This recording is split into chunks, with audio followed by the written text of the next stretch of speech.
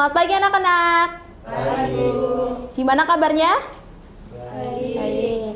Alhamdulillah. Sebelum kita belajar, kita awali dengan doa terlebih dahulu ya. Berdoa, dimulai. Doa selesai. Nah, coba barang-barang yang di depan yang nggak perlu boleh disingkirkan terlebih dahulu, disimpan dulu di dalam tas ya. Ya, Bu. Oke, sudah semua? Sudah. Oke, anak-anak, ibu mau tanya, kalian udah sarapan pagi hari ini? Belum. Ada yang udah? Belum. Nah, teman-teman, jadi sarapan itu sangat perlu agar kita bisa beraktivitas karena ada energi. Kalau misalkan belum makan, kalian lemes apa enggak? Lemes karena nggak ada pasokan energinya buat aktivitas. Nah, maka dari itu perlu banget sarapan. Nah, coba ibu tanya, energi yang ada dalam makanan itu bersumber dari apanya? Ada yang tahu? Ya, di Rahma? Karbohidrat, Bu. Ya, karbohidrat. Terus pendapat yang lain ada? Vitamin. Oke, betul. Terus? Protein. Oke, betul sekali ya. Ya, tepuk tangan untuk kalian semua. Ya, benar sekali. Jadi sumber energi yang ada dalam makanan itu bersumber dari kandungannya, yaitu ada karbohidrat, protein, lemak juga ya. Terutama itu tadi karbohidrat, lemak dan protein sebagai sumber energi. Oke, anak-anak, dulu di SMA atau SMP ya, udah pernah belajar tentang zat-zat makanan kan? Zat-zat yang terkandung dalam makanan? Sudah? Sudah, oke. Coba ibu cek ingatan kalian. Ada apa aja sih kandungan dalam makanan zat-zatnya? Coba dari belakang. Karbohidrat, terus? Protein, terus?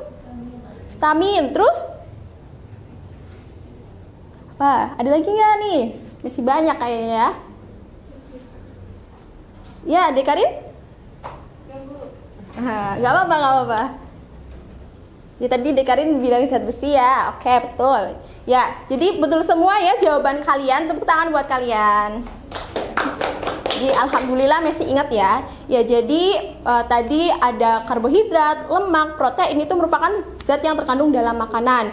Nah, teman-teman, ibu punya gambar nih, punya gambar nanti berdua dari Devarah, Rahma, terus Esa, Dila, Latif jadi satu kelompok. Ini satu kelompok, ini satu kelompok ya. Jadi 3 kelompok ini ada 3 gambar.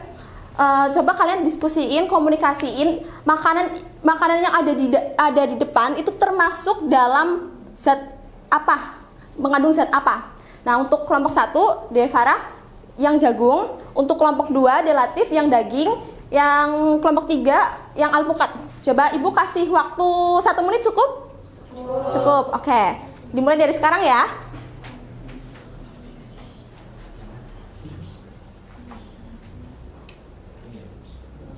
Sudah? Belum. Oke.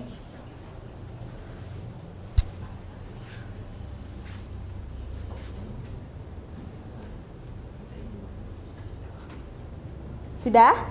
Ini sudah, Bu. Oke, kelompok 1? Sudah? Sudah kelompok 3? Sudah. Oke, dimulai dari kelompok mana nih? Kelompok mana? Oke, kelompok 2. Apa nih kelompok 2? Jadi daging itu mengandung protein dan vitamin B, Bu. Oke, ya benar sekali ya. Tepuk tangan untuk kelompok 2. Betul sekali, good job. Untuk selanjutnya, kelompok mana lagi nih? 1. Apa kelompok 1? Mengandung karbohidrat. Ya, betul sekali untuk kelompok 1. Good job, tepuk tangan. Untuk kelompok 3? Alpukat mengandung lemak, Bu. Ya, betul sekali. Mengandung lemak ya. Good job. Tepuk tangan untuk kelompok 3.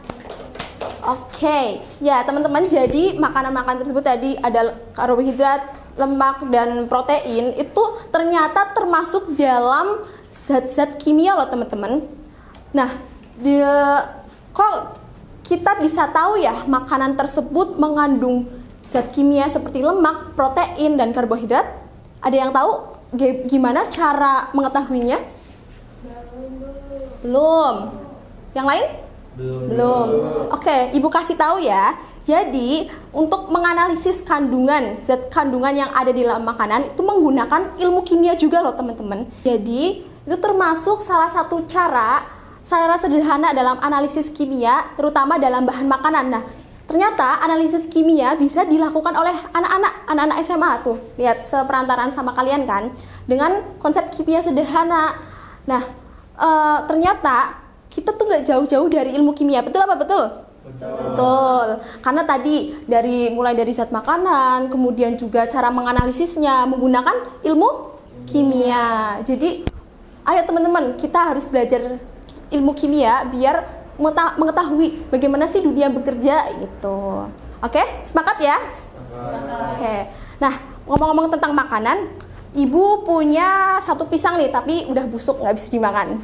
Nah, Ibu mau tanya, sebelum pisang ini busuk, langsung busuk atau gimana? Nggak, matang dulu. Sebelum matang? Berarti pisang ini mengalami apa? Mengalami pembusukan karena ada proses? Karena ada yang namanya perubahan ya. Yang ada yang namanya perubahan, ada yang namanya proses gitu. Nggak langsung jadi busuk. Oke. Kalau misalkan pisang ini dikembalikan lagi jadi mateng atau jadi mentah, bisa nggak? Nggak bisa. Oke. Nah, kemudian Ibu punya lilin. Ibu minta salah satu orang buat nyalain di sini, di tengah ya, biar semua lihat. Biar Hama mungkin.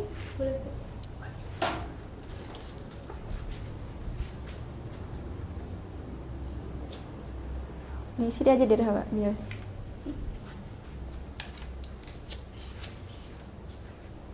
Bentar. Oke. Diberdiriin, Bu. Ya, berdiriin. Oke, kita tunggu ya sampai ada. Nah, nih. Ada perubahan apa enggak? Ada. Dari lilin yang bentuknya apa? Padat ke cair. Ada yang meleleh ya. Kemudian kita tiup nih. Kita tunggu beberapa saat.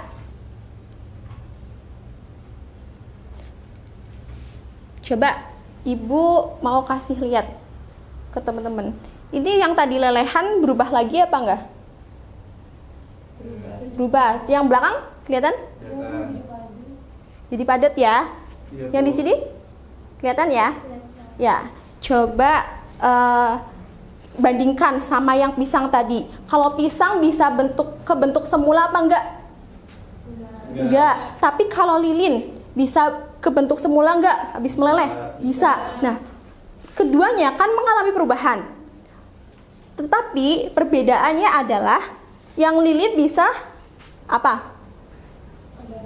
Kembali ke bentuk semula. Kalau yang pisang nggak bisa. Nah, kok bisa? Ini sebuah kebetulan apa enggak? Sebuah kebetulan apa enggak? Kebetulan.